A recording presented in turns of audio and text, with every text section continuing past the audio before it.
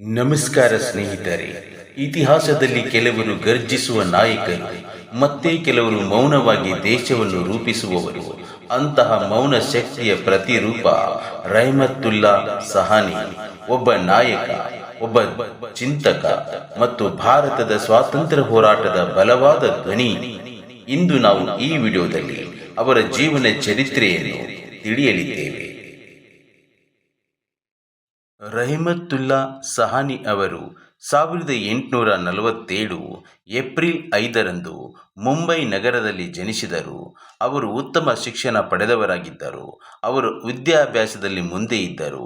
ಅವರು ಕೇವಲ ಪುಸ್ತಕಗಳನ್ನು ಓದಿದವರಲ್ಲ, ಅವರು ಸಮಾಜವನ್ನು ಓದಿದವರು.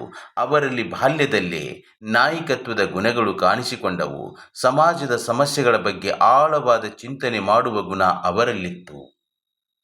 ರೆಹಮತುಲ್ಲಾ ಸಹಾನಿ ತಮ್ಮ ಜೀವನವನ್ನು ಸಾರ್ವಜನಿಕ ಸೇವೆಗೆ ಅರ್ಪಿಸಿದರು. ಅವರು ಮುಂಬೈ ಮುನ್ಸಿಪಲ್ ಕಾರ್ಪೊರೇಷನ್ನಲ್ಲಿ ಪ್ರಮುಖ ಪಾತ್ರ ವಹಿಸಿದರು.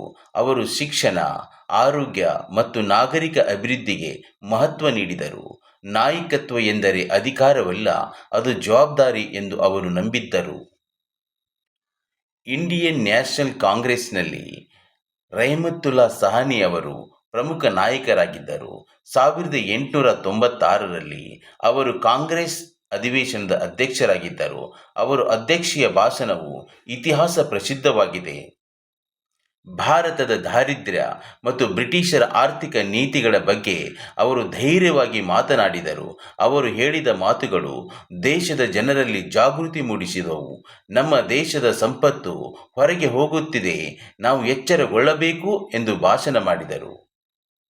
ರೆಹಮತುಲ್ಲಾ ಸಹಾನಿ ಅವರು ಭಾರತದ ಆರ್ಥಿಕ ಸಮಸ್ಯೆಗಳ ಬಗ್ಗೆ ಆಳವಾಗಿ ಅಧ್ಯಯನ ಮಾಡಿದರು. ಅವರು ಬ್ರಿಟಿಷರ ನೀತಿಗಳು ಭಾರತದ ಅಭಿವೃದ್ಧಿಯನ್ನು ಹೇಗೆ ಕುಂಠಿತಗೊಳಿಸುತ್ತಿವೆ ಎಂಬುದನ್ನು ವಿವರಿಸಿದರು. ದೇಶಭಕ್ತಿ ಎಂದರೆ ಕೇವಲ ಭಾವನೆ ಅಲ್ಲ, ಅದು ಅರಿವು ಮತ್ತು ಜ್ಞಾನ ಕೂಡ ಆಗಿದೆ. ಅವರ ಮಾತುಗಳು ನಂತರದ ನಾಯಕರಿಗೆ ಮಾರ್ಗದರ್ಶನ ನೀಡಿದವು. ರೆಹಮತುಲ್ಲಾ ಸಹಾನಿ ಅವರು 1902 ಜೂನ್ 6ರಂದು ಅವರು ನಿಧನರಾದರು. ಆದರೆ ಅವರ ಆಲೋಚನೆಗಳು ಇಂದಿಗೂ ಜೀವಂತವಾಗಿವೆ. ಅವರು ಶಸ್ತ್ರ ಹಿಡಿದ ಯೋಧನಲ್ಲ, ಆದರೆ ಅವರ ಮಾತುಗಳು ಶಕ್ತಿಶಾಲಿ ಆಯುಧಗಳಾಗಿದ್ದವು.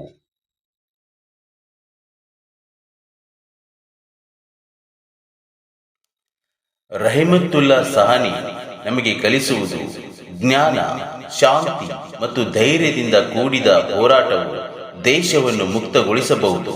ನೀವು ಮಾತನಾಡುವ ಪ್ರತಿಯೊಂದು ಸತ್ಯವು ಒಂದು ಕ್ರಾಂತಿಯಾಗಬಹುದು ಅಂತ ಹೇಳ್ತಾ ಈ ವಿಡಿಯೋನ ಇಲ್ಲಿಗೆ ಮುಗಿಸ್ತಾ ಇದ್ದೇನೆ. ಮತ್ತೊಂದು ವಿಡಿಯೋದೊಂದಿಗೆ ಸಿಗೋಣ. ಅಲ್ಲಿವರೆಗೂ ಎಲ್ಲರಿಗೂ ನಮಸ್ಕಾರ.